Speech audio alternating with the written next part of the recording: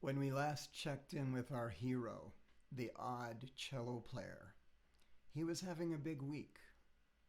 From the small town of Ashland, Oregon, he was launching himself in a new way on the thing they called the World Wide Web.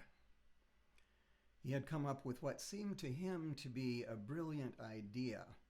He would broadcast a short show each morning from the comfort of his home. He discovered the website known as Patreon and had convinced himself that there would be dozens, if not hundreds, of people who would want to put in a little bit of money every month to support these broadcasts. It was all very exciting. Even though he had been able to make ends meet by playing for tips in the park where he lived, the weather was getting colder and he knew the previous winter had been almost impossible to survive. He was looking for a fat winter, a better winter, and he brought the same sense of enthusiasm into offering his admittedly out there music and poetry to his community of friends online. At least, that is how it all started out. At the beginning of the week, he launched the Patreon page. He figured out how to make simple videos talking to people about what he was doing. Then he launched the Poetry Sandwich broadcasts. He put up a Facebook page for it. What happened next was amazing. He got likes, lots of likes. By the end of the week, he had gotten 183 likes. He had never gotten so many likes for anything before. It made him think he was on the right track.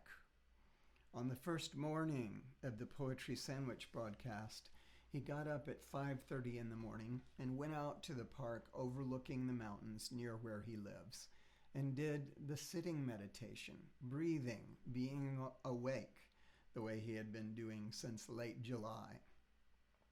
It wasn't a transcending meditation. He wasn't trying to transcend. He was dedicated to being awake, even though he had been so wrong, so lost, so clueless in the past.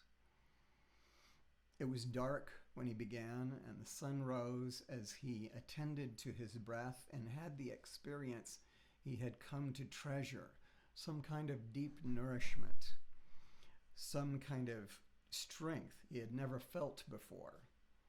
He walked back from the park to his home.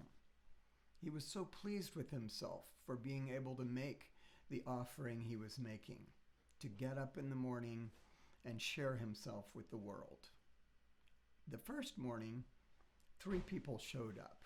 His friend Tina and some other people he didn't know, because you can't always tell.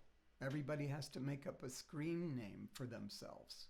It's all very impersonal. You can't see them. It's hard to even know what's going on. A big part of his performances had always been coming from what he felt from the presence of others who were listening. This was a lot harder, even though he knew what he was doing and performed pretty well. He couldn't tell exactly if the sound was okay. It was challenging, but he got through it. The people who came gave him good feedback, but he knew they were friends. He had no way of knowing how good it really was. By the end of the week, for 4 performances, he had performed for about 6 people and made about $15. On Saturday, no one showed up. The concert window online streaming tool he was using didn't record the video the way it was supposed to, and the technical support people had not come up with any answers for how to correct that. Still, Daniel posted at least 1 piece from each broadcast every day, and he was really glad to do that. It made him feel like something significant was happening. But he didn't know what. Rent was due on Monday. He was $200 short. He had a child support payment to make. He had been in this position so many times before. He didn't know if anyone even knew about his Patreon page. He had lots of ideas about how to make things better, but he knew there was only so much he could do. Today was Halloween, He knew he was going to dress up like a butterfly and go play for all the people in the street after the Halloween parade.